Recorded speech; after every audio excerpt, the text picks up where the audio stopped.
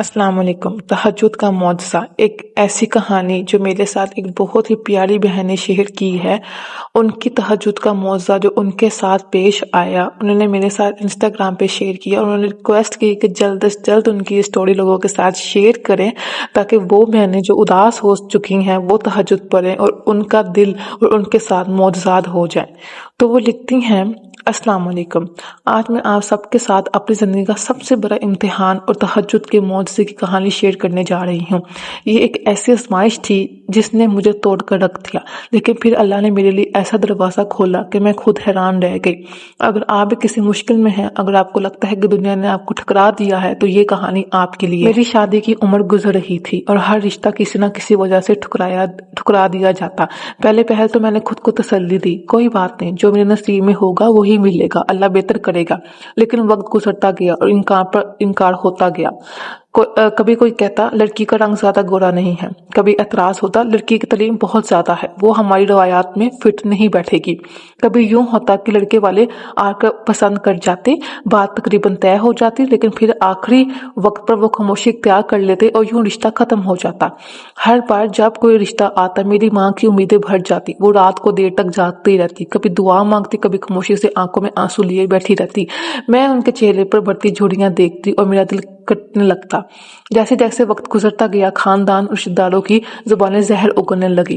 कुछ तो मसला होगा, तभी तो लड़की घर बैठी हुई है, तभी तो कोई लड़का इसे पसंद नहीं कर रहा, शायद किस्मत में शादी लिखी ही नहीं। इतनी पढ़ाई क्यों करी थी, अब किसी को एक जैसी बहू नहीं चाहिए। इतनी पढ़ाई का क्या फायदा जब बैठना घर ही था, किसी को पसंद नहीं आना था। ये अल्फाज मेरे दिल में छुरियों की तरह उतरते। मैं अंदर ही अंदर टूटती जा रही थी, लेकिन फिर भी लोगों के सामने मुस्कुराती। कुछ लम्हे ऐसे भी आए जब मैंने खुद को ही कमतर समझा और फिर मैंने समझना शुरू कर दिया जैसे वाकई मुझ में ही कोई खराबी हो। मेरे लिए सबसे ज्यादा तकलीफ का लम्हा वो था जब मेरी सबसे छोटी कजन की भी शादी तय हो गई और मैं जो खानदान में सबसे बड़ी थी अब भी तनहा थी। मैंने अपनी माँ को एक रात चुपके से रोते देखा और बस उस दिन मेरे अंदर कुछ टूट गया। एक दिन मेरी सहेली ने मुझसे कहा, दुनिया के दरवाजे बंद हो सकते हैं लेकिन अल्लाह का दरवाजा हमेशा खुला होता है, तो हजत पढ़ो, सच्चे दिल से मांगो और देखो मौजज़े कैसे होते हैं। वो रात थी जब मैं पहली बार अल्लाह के सामने सजदे में गिरी और रो रो कर दुआ मांगी, या अल्लाह अगर वाकई मेरे नसीब में शादी नहीं लिखी तो मुझे इस एहसास से आज़ाद कर दे, और अगर तूने मेरे लिए कुछ बेहतर लिखा है तो अब देर मत कर। मेरे अंदर और हिम्मत नहीं रही। ये मेरी जिंदगी की सबसे तवील रातों का आगाज था। मैं रोज रात के आखिरी पहर उठती, वजू करती, जाए नमाज पछाती और तहज्जुद पढ़ती। मैं इतना रोती कि सजदे की जगह आंसू से भीग जाती। मैंने मुसलसल 40 दिन तक ये सिलसिला जारी रखा। कभी कभी शैतान वसवसे डालता, क्या फायदा, कुछ नहीं बदलेगा, लेकिन मैं हार नहीं मानी।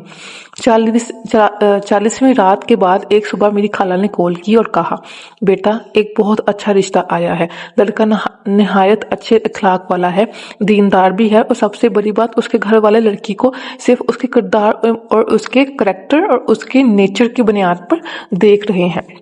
मुझे यकीन नहीं आया। मैंने दिल में सोचा कि शायद ये भी वही आम रिश्तों की तरह होगा जो आखिर में खत्म हो जाएगा, लेकिन जब लड़के वाले आए तो सब कुछ हैरान कुन था। लड़के का ताल्लुक एक इंतहाई अमीर और बाअसर खानदान से था। उनकी बड़ी बड़ी खोटियां, गाड़ियां और दुनियावी शान शौकत देखकर मैं घबरा गई। मेरे वालिदैन को भी लगा कि शायद ये रिश्ता हमें मुस्तरद कर देगा। ये एक फन के तौर पे आए हैं कि लड़की देखेंगे और जो भी हमारे माशरे में होता है, क्योंकि हम एक आम खानदान से ताल्लुक रखते थे। लेकिन जो हुआ वो एक और मौजज़ा था। लड़के के वालिदैन ने कहा, हमें लड़की के चेहरे पर नूर नजर आ रहा है, हमें किसी और चीज की जरूरत नहीं। मेरी आंखों में आंसू आ गए। क्या ये वही दुनिया थी जहां लोग रंग और रूप, मालो दौलत को सब कुछ समझते थे? क्या ये वही दुनिया थी जिसने मुझे बार बार मुस्तरद किया था? चंद हफ्ते बाद मेरी मंगनी हो गई और चंद माह के अंदर मेरी शादी तय हो गई।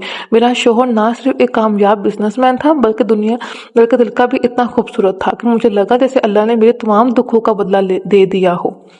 वो मेरे जज्बात को समझता, मेरी इज्जत करता और मेरे हर ख्वाब को हकीकत में बदलने की कोशिश करता। शादी के बाद जब मैं ससुराल गई तो मैं हैरान रह गई। महल जैसा घर, कीमती गाड़ियां, हर सहूलत मौजूद थी, लेकिन उस सबसे ज्यादा कीमती चीज जो मुझे मिली वो मोहब्बत और इज्जत थी। वही लोग जो मुझे ठुकरा रहे थे अब हैरान थे कि मेरी किस्मत किस तरह पलट गई है। आज जब मैं अपनी जिंदगी खुशियां को देखती हूँ तो हर वो रात याद आती है जब मैं तहज्जुद में अल्लाह के आगे गिड़गिड़ाती थी। मैं जानती हूँ कि अगर मैं इस وقت ہار مان لیتی تو شاید یہ سب کچھ کبھی نہ ہوتا۔ اس لیے میری بہنوں اور بھائیوں، اگر آپ کسی بھی پریشانی میں ہیں، اگر کوئی دعا پوری نہیں ہو رہی تو تہجد کو تھام لیں، سچے دل سے اللہ کو پکاریں اور پھر دیکھیں گے کیسے وہ تمہاری زندگی بدل دیتا ہے۔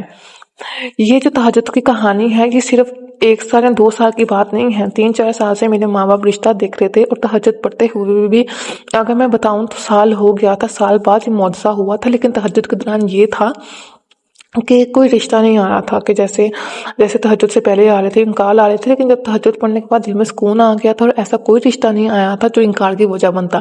یہ پہلا رشتہ تہجد پڑھنے کے بعد آیا اور وہ بھی بہترین تھا اور اللہ کا بھیجا ہوا تھا۔ تہجد پڑھیں اور اللہ پہ یقین رکھیں کہ وقت آئے گا، دیر ہے لیکن اندھیر نہیں ہے۔ اللہ تعالیٰ کبھی بھی آپ کو ریجیکشن تہجد میں تو بالکل بھی نہیں دے گا۔ تو یہ میری کہانی ہے۔ اگر آپ کو میری کہانی پسند آئی ہو تو مجھے اپنی دعا میں ضرور یاد رکھیے گا، اور میں آپ سب کے لیے، وہ بہنیں جو گھر بیٹھی ہوئی ہیں، میں ان سب کے لیے تہجد میں دعا کروں گی۔ آپ لوگ بھی مجھے اپنی دعا میں یاد رکھیں کہ اللہ تعالیٰ اب مجھے اولاد سے نواز دے، آمین۔ تو کیسی لگی ان بہن کی یہ کہانی جو انہوں نے میرے ساتھ شیئر کی، کمنٹس میں ضرور بتائیے گا۔ اور مزید اس طرح کے استغفار کے، تہجد کے، درود ابراہیم کے، اور سورہ رحمان اور سورہ بقرہ کے معجزات جاننے کے لیے اس پیج کو سبسکرائب کر لیں، اس چینل کو سبسکرائب کر لیں۔ جزاک اللہ خیر۔